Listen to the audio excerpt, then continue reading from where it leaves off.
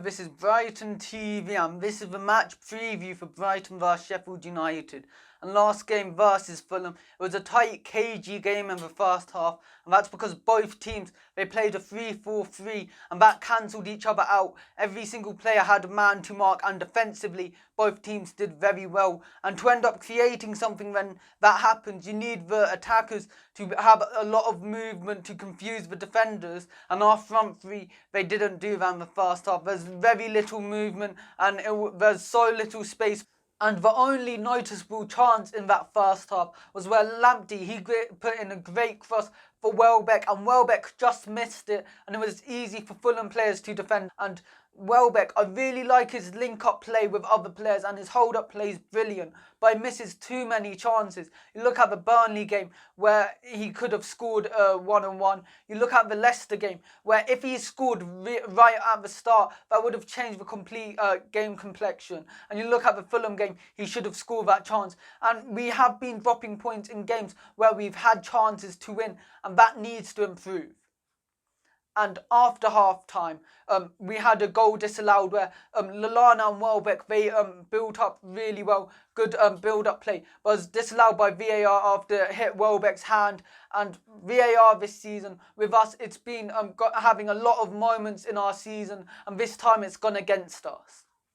And after half time, we had a really dominant 20-minute spell. We were creating lots of chances, and from corners where this season we've been really poor at attacking corners. We ended up changing the routine from going a lot of short corners to having both Trossard and March on the corner flag, and it does seem a bit confusing at first, but when you look into it, it's harder for the defensive team to know if it's going to be an in-swinger or an out-swinger, and that just makes it harder to mark the players, which means it's easier for the players to get a header onto it. And we did do that.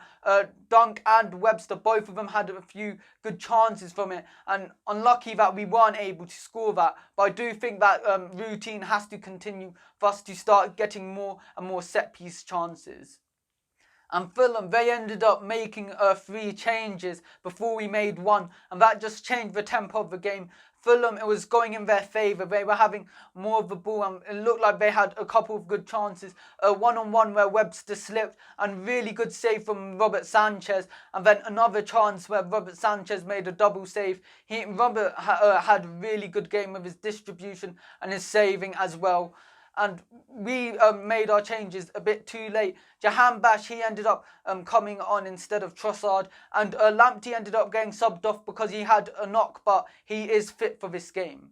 But what I was really confused about was the Gross change, where we really needed to increase the tempo. We needed to put more pressure on the Fulham defence. We ended up putting Gross on instead of Lallana playing, and that just ending up reducing our tempo. And where you have Maupay and Connolly, both of them on the bench, where they press really well.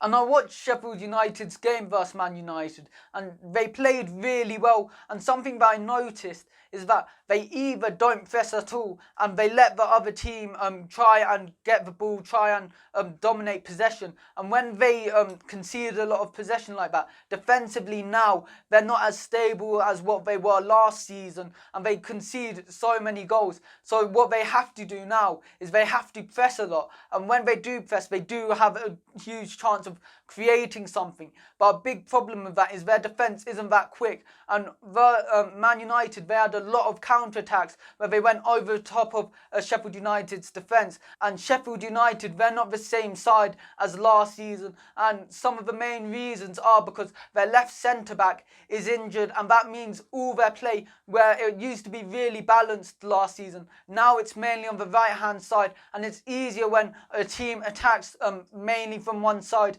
It's easier to be compact, easier to defend really well, and that's what we need to do. Make sure we focus on the left-hand side defensively, be good there where Sheffield United attack a lot, and possibly attack on the right-hand side where they don't have the numbers there. Their keeper as well. Their keeper seems to make a lot more mistakes now because they don't have Henderson anymore, and that seems like a good way where you need to take a lot of shots, make sure it's on target, since Ramsdale doesn't seem as good as what Henderson was. And this is a huge game for us. Sheffield United have 1 point. We need to get a win from this game. And my lineup for this game, I play a 3-4-1-2, and in goal I play Sanchez. He had a brilliant game versus Fulham. He saved some really hard shots, and his distribution over the top was really good. That's why Sanchez should play for this game. And the back three, I think it should be White, Dunk and Webster. Both of them played really well versus Fulham.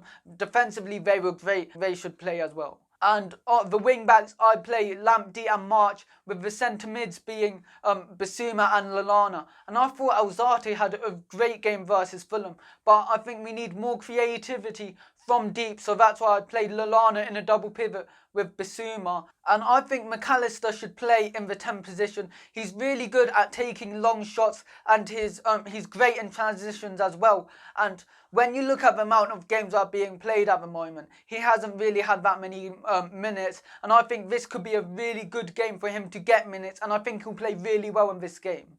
And the front two, as I said, Sheffield United, they have a slow line, and then Connolly and Malpe, both of them extremely fast forwards. They're very good at playing together. One drops deep, the other goes in behind. They confuse a lot of opponents by doing that, and I think them two, they need to play up front together. And my score predictions for this game, I think it's going to be 1-0 Brighton, and I think Connolly's going to score for us. Don't forget to like and subscribe to Brighton TV and follow us on Instagram.